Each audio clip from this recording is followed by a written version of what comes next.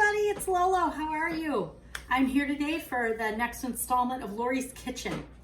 And those of you who have watched me before knows that Lori stands for my mom, Lori, who passed away a little over a year ago.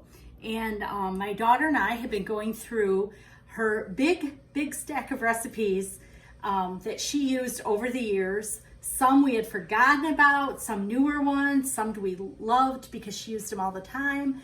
But we've been going through them and sharing some recipes just because my mom was such a hostess and cook and loved to come over. And even if you were having the party, she would bring things and she'd bring all the fixings and just loved to entertain and do things for folks. So this week I am making coleslaw, which might seem weird, but someone asked me if we had a good coleslaw recipe last time I came on, and I'm like, I'm gonna go through and look.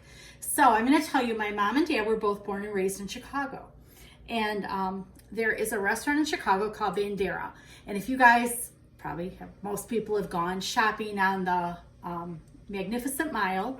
Bandera is kind of on the north end and it's upstairs. There's a fur company on the bottom and you walk in and you go upstairs and they have the big flame open ovens and things. So they have great food.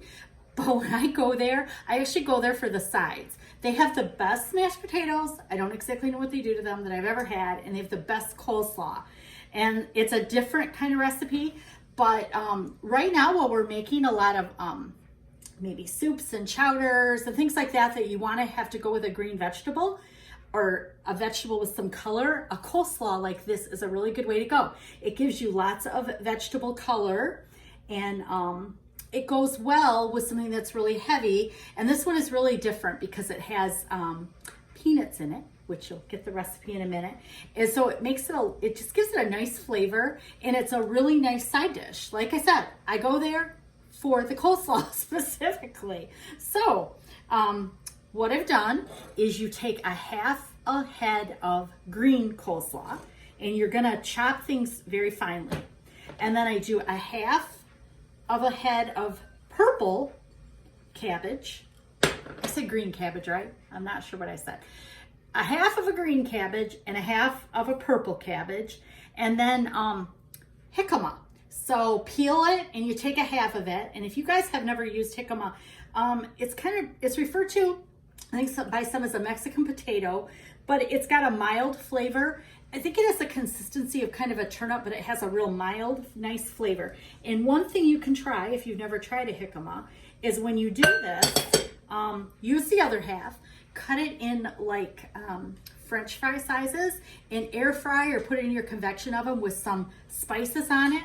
And it makes a really good alternative, healthy alternative for a French fry. So just a little something to try if you've never tried jicama. But I'm just gonna toss this. You just wanna get this all tossed together so you have the three colors. And like I said, it just gives it a little bit of healthiness. And then in the slaw, you want about a half of a cup of either parsley or cilantro. Now I'm using parsley. I think people either like or they don't like cilantro, and I am one that does not, so I use the parsley instead. And again, you're just gonna get this in here. 2 green onions, finely chopped. And then last but not least, a quarter to a half cup of peanuts. I use a half because I like the peanuts. So this is all gonna get mixed up, and this is your slaw part. So the big thing we're gonna do right now is make the marinade, or I'm sorry, the vinaigrette that's gonna go over this. And the vinaigrette you want to sit for about an hour before you put it over. So what I do is I make the slaw part, cover it up, put it in the fridge. I make the vinaigrette and I put it in. So I make sure this is all done like an hour, and it could even be longer. You could even do it in the morning if you're having people over in the afternoon or evening. And then I mix it all together like right before I'm serving it. So this starts out, oh my goodness, here it is, with a half a cup of peanut oil. So if anybody's local, you have to buy peanut oil by a gallon. I don't know where I was. I couldn't find a smaller one. So if anyone needs some peanut oil, you're local, let me know. I got some for you. Or I'm going to be making lots of this, or just the vinaigrette. So you're gonna do that. You're gonna put a tablespoon of sugar in here. You're gonna put the juice of about 1/4 of a lemon or 1/2 of a lime. I'm using lemon, and this is about the juice of 1/4 of one. You're gonna put in another green onion. You're gonna add a little ginger. Now, you can use fresh minced ginger, which is what it's called for, and I think you use about 1/2 of a tablespoon. I'm using ground ginger. I don't like the consistency of fresh ginger. It's just me again. So I'm just gonna put a little bit of this just for the flavor. A little bit of salt.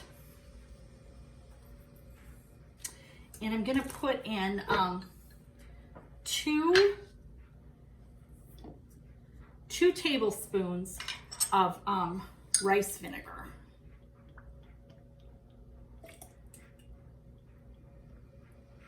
Okay, that is it for the vinaigrette. So I'm going to take my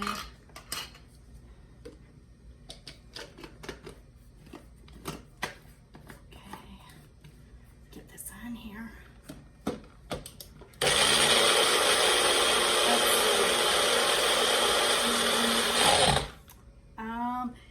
Just wait. I like it. This is kind of the consistency. The other thing I will tell you is if you want more peanut flavor and you don't feel like your peanut oil is peanutty enough, you can put like another 1/8 to 1/4 of a cup of peanuts in here and then just grind it. And then, like I said, I'm just going to take this out and put it in the fridge for about an hour. And I'm going to toss all this together. So it's a really simple coleslaw that's really, really yummy. And you won't want coleslaw again after this. So I will take a picture when it's all done. If you have any questions, let me know. If you have any requests, let me know. Next week, the week of Christmas, I'm going to be making the Bay Point seafood chowder. If any of you had ever been with my mom for the Christmas season, this was like her signature dish, and it's so good. It's got shrimp and clams and crab in it, and it's a creamy, more the New England style. It's got some potatoes and tomatoes. You're gonna love it. So look forward to that. Let me know if you have questions. Please share my video so we get lots of likes and we keep spreading the word of Lori's Kitchen. And I'll see you all next time. Bye-bye.